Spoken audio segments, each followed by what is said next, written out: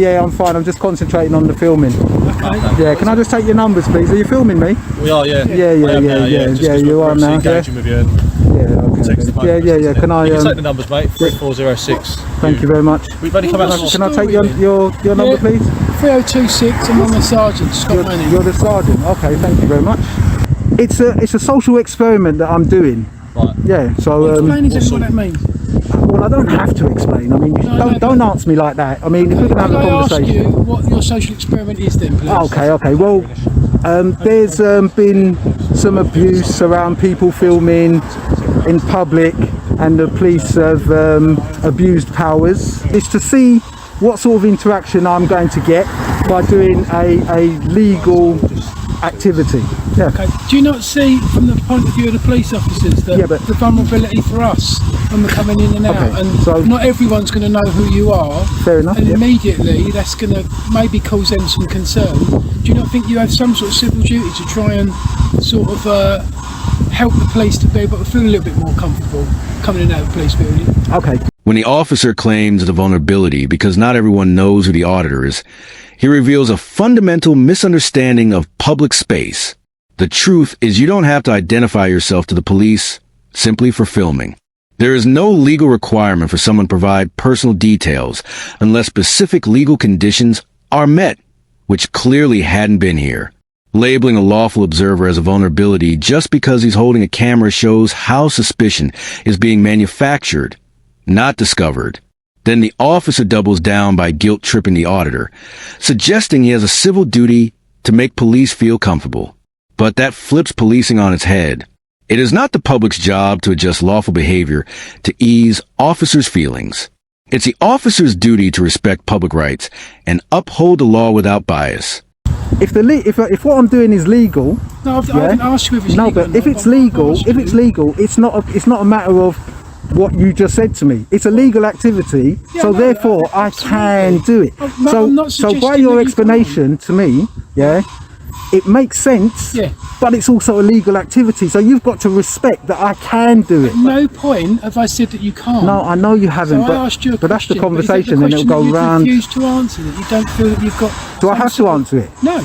Well, I've just given you my answer. I just said to you that because it's a legal activity and I can do it, from what you just said, negates it being a legal activity. If it was unlawful, then you can turn around and say, oh, do you know what, we're scared because you're doing something which isn't unlawful, you'd come and arrest me. But because it's legal, I can understand the concern. Don't get me wrong, I'm not being antagonistic, right, or anything like that. Yeah, of course I can understand the concern, but because it is legal, the concerns doesn't outweigh my right. In the UK, rights to film in public are protected under common law in Article 10 of the Human Rights Act, which guarantees freedom of expression. Unless there is reasonable suspicion tied to an actual offense, no level of concern, no matter how genuine, can lawfully justify detention or demand for details. The sergeant's role isn't to act on instinct alone. It's to make decisions rooted in law, not emotion. The auditor shows more understanding and restraint than the officers, acknowledging their feelings while holding firm on principle. That's what makes this moment so important. He's not being difficult. He's drawing the line where the law draws it, and the sergeant's unwillingness to respect that line exposes the real issue here, a mindset where power is exercised based on comfort, not conduct. Therefore, you're coming, you're talking to me, and that's what you're supposed to do. If you want to turn around and say, oh, we want to try to figure out what you're doing and stuff like that. That's what we're doing. No, that's just what I'm trying to say to you. Then that's fine.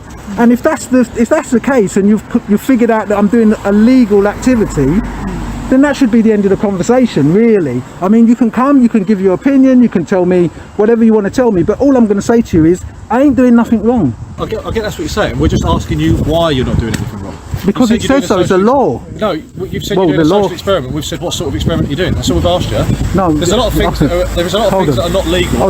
Listen a second. I could go home. No, actually, I don't have to listen a second, but I'll let you carry on. I thought you said we're having a conversation. No, I'll let you carry on. Well, it's not a conversation with consent. You guys have come up to me to stop me filming legally, and then you're trying to say stuff to me. Okay, but now you're trying to put your opinion onto me, which isn't what. You said we're having a conversation. Yes, conversations go two ways.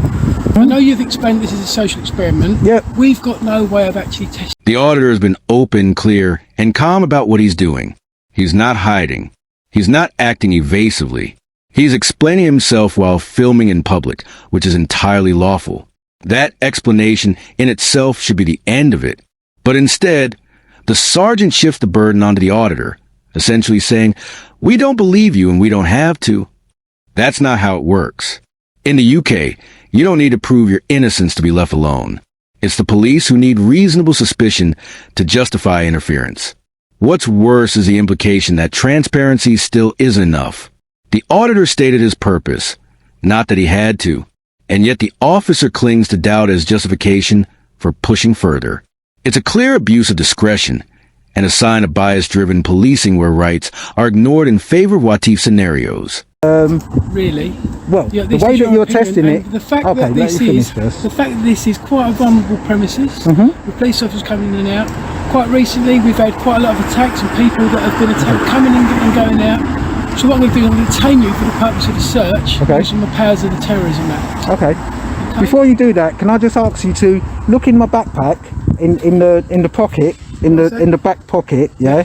And there's a bit of paper in there, yeah? It's a NCPP police advice in regards to Terrorism Act. Okay, well, we're yeah? not searching No, to find I'm that. So just what I'll saying, do it's got the is I've Terrorism Act. explained the Okay, reason if you want to behind search me, why. that's fine. If That's I've fine. explained the Okay. reason behind why I'm going to search. Well, I don't agree to it, but okay. I'll What explain can I the say? power. Could I Can I help you just explain what I'm going to explain and you can talk to me after? Okay, fair enough. Yep. You're detained for the purpose of search, which means you can't leave at the moment. You're not under Fair enough. arrest. Okay, yeah. You can't leave until I've completed my search. When I've Fair enough. finished, I'll fill out a stop slip, which will have all the powers listed on it and the reasons behind why. Okay. Okay, do you understand all of that? I believe it's an unlawful search. Well, I didn't ask you what your opinion was. I'm asking you, do you understand all of that? No? Okay, fine. Okay, I think I'll ask you to just take that. Yeah, for can I a just put moment. this on the floor then, please? Yeah, it's fine. Yeah, it's fine. Despite the auditor calmly explaining his activity and posing no threat, the sergeant detains him under the Terrorism Act, a power meant for genuine evidence-based suspicion of terrorist activity, not for stopping someone with a camera conducting a peaceful social experiment. The justification is paper-thin, and the decision reeks of authoritarian overreach rather than lawful policing. But it's what the sergeant says next that truly exposes his mindset. When the auditor rightly states, "I believe this is an unlawful search," the sergeant responds, "I didn't ask you what your opinion was." That's not just dismissive. It's outright contempt for the rights of the public. It shows he doesn't see the auditor as someone with rights and protections under the law, but as a problem to be dealt with. Detaining someone under such serious legislation without cause is a serious abuse of power. And in this case, it didn't go unnoticed. At the end, I'll show exactly how much Yardley was awarded for this unlawful detention. I believe that I've just been unlawfully searched. Right. Yeah. Under section 43. Yeah. I don't agree with 5 officers having to search me, considering I'm doing a legal. There's a bike. There's a bike. Don't need to take a picture of these bikes. Do you know something? Actually, listen. 5 of you are standing here, so as far as I'm concerned, you've all searched me. Yeah. Even though these guys, you were okay in the beginning, so I ain't got no issues against you. This guy here, he's there telling me that I didn't engage in the beginning, but obviously the video will show differently. Yeah. I'm not a boss man or anything like that. Right. I think that's quite disrespectful. Yeah. In saying that. Right. Yeah. I do want to stop form actually. And the thing about it is, yeah, you believe that you done illegal activity. I believe that it was an illegal search. I told you about the section 43 memo and all that sort of thing. I've got it in my bag to show you. There's nothing that I've been doing. So no one's suggesting that anything you've done is illegal, because if they did, so all you're doing is trying to get information on me, which is both talk at it the doesn't same matter. time, it'd be pointless. Oh well, then that's why I wasn't talking earlier on, because they didn't make 2 of us talking at the same time. Yeah, one person at a time. What are you doing? You said a social experiment. We said, what's the nature of that? And you refused to engage with us. Okay. Anyone can say it's a social experiment. You need to give us a little bit more. So if that's what you want to do, fine, do it to everybody. If they want to film, it's up to you. It's cool, whatever. When the officer says anyone can say it's a social experiment, you need to give us a little bit more. He reveals exactly how badly the power dynamic is being abused. The auditor already explained what he was doing. A social experiment involving filming in public, a perfectly legal activity. That explanation was clear, calm, and transparent. At that point, the officers didn't need a little bit more. They needed reasonable suspicion, which they clearly didn't have. By demanding more, the officer essentially says, your legal activity isn't enough unless we're satisfied with it. That's not how the law works. There's no obligation for a member of the public to justify themselves beyond stating they're doing nothing unlawful. This officer's logic turns basic rights into privileges, rights that must be earned or explained away to avoid being detained. That's a dangerous precedent. It is what it is. Sir, good? Oh, do you know something? I'm just like going to stand here now because it's too many questions. Could I ask you some questions? Yes, you can. Excellent. Okay, so I know that you don't agree with our grounds. Those are our grounds, and they're subjective. They're my grounds, okay? And I've explained them to you. If you want to challenge them, you can. But it's not about you filming. Filming was the reason we come over to speak to you. Okay. And then once we've gone into that reason behind why you're filming, this is why I've used those powers. Okay. So you had credible information that I could be a terrorist. How would I know? Or was it just that you came out Credible to talk to me? information? No. Well, I'm just going to read something to you, which it says in regards. What name would you like me to record? In regards to suspicion. What name would you like me to record on this? Yeah. What is reasonable suspicion? Yeah. The code explains that reasonable suspicion must be based on objective facts or information. It can never be based on the personal factors alone. Yeah. Okay. I'm quite happy with that. Have you got any objective facts? Yeah. What are they? My objective fact is that you was filming outside a police station. It's illegal. It's illegal. Which could be. It's legal. Not any point in here does it say that you've got to be acting illegally. No, but it's legal for me to film outside a police station. This moment is the turning point, and it's brilliant. When the auditor pulls out the National Police Chief's Council guidance on the use of the Terrorism Act, he doesn't just defend himself. He educates the very sergeant who detained him. The auditor calmly references a code, pointing out that reasonable suspicion must be based on objective facts or intelligence, not personal opinions, hunches, or someone simply filming in public.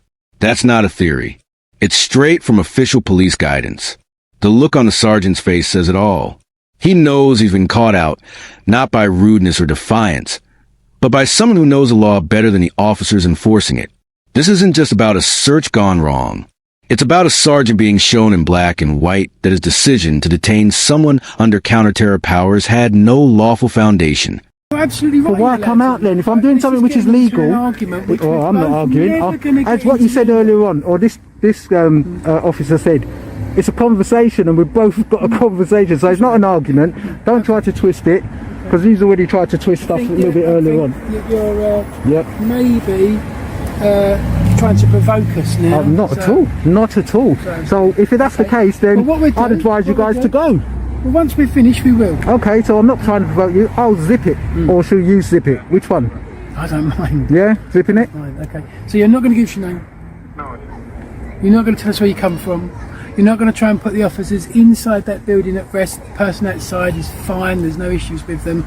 All we know is what we see in front of us now. Your civil duty to really help us to try and do the job a little bit better, to make us feel That's all you wanted. If I would have agreed to that, you would have probably said, all right, then no worries. To make us feel but because I didn't agree to it, it is what it is, isn't it? He's already detained and searched the auditor under the Terrorism Act. Found nothing. And yet here he is still fishing for personal details, asking again, "You're not going to give us your name? You're not going to tell us where you came from?" At this point, it's not about reasonable suspicion. It's about control and ego. The auditor has done more than enough. He calmly explained what he was doing, handed over the MPCC guidance, proving his rights, and complied with an unlawful search without resistance. That should have ended it. But instead, the sergeant doubles down, now trying to guilt-trip the auditor with talk of civil duty, as if refusing to make the officers feel comfortable is suspicious in itself. It's not. The auditor doesn't owe comfort. He has rights, and he's already had them infringed once. You're not going to give us your name? You just said if you'd engage with us, we would have given you. No, it's not engaging. You keep on saying about engaging. It's not engaging. The engagement is that I'm doing something legally and I actually don't have to give all this information out. Yeah, but if I'm there and I'm acting all weird and stuff like that, that's different. No, because I didn't answer you. Because I You didn't. gave us Because half I an didn't. answer and then you didn't give us Yeah, an but that's answer. You supposing won't that's give us how your I name, am. you won't Supposing tell that's us how where I you come from. converse. We don't know who you are, so to Okay. I All right, then. risk that So you're you're not. not going to give us your name, is that right? Correct. I'm not. No, you're not going to tell us any information about yourself. Do I need That to? would no, you don't. Okay, well But then that's the end of would that's the help end of that us then. As a That's the police end of that force then. to feel That's the very end of that then. reassured. That's the end so of that you then. don't want us to feel reassured. That's the end of that then. Okay. Okay, if that's your answer, you don't want us to feel reassured, then that's fine. All right. All right. I'm sure you've got what you come for. I'll maybe see you another time. Okay. He's a tyrant. He is. He's can't get in it. You're a bully. I'm suing you. Because you're a bully and you're a tyrant, aren't you? I'm suing you guys because you're bullies and tyrants. What Yardley came for was to expose poor policing, unlawful use of powers, and the casual erosion of rights. And the sergeant delivered it all on camera. And the proof Yardley won his case and received an £800 payout just a few months ago for this very interaction. When he asserted his rights, they took it personally, and that's when professionalism gave way to power tripping. Worse still, after the search turned up nothing, the sergeant kept pushing, demanding a name, asking where he came from, and even trying to guilt trip him with talk of civil duty. That's not how reasonable suspicion works at Round. Expose their ignorance with official MPCC guidance, and made it crystal clear they had no lawful basis for their actions. And the final insult, the sergeant's smug comment as he walks away, only confirms how little accountability some officers feel when they're in the wrong. This episode is a sharp reminder that knowing your rights matters.